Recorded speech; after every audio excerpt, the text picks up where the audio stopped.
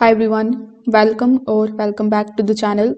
In today's video, I'm going to show you how to add Hulu application on Spectrum TV app in 2026. Now, if you want quick access to the Hulu directly from your Spectrum cable box without switching the devices, this guide will show you exactly how it actually works. So first of all, you need to turn on your TV and your Spectrum cable box.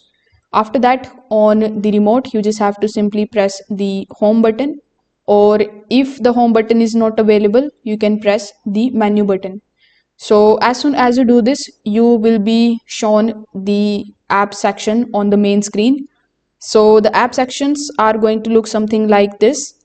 So here you are going to see all of the applications which basically you can add in your Spectrum account. So among these, you just have to simply look for Hulu.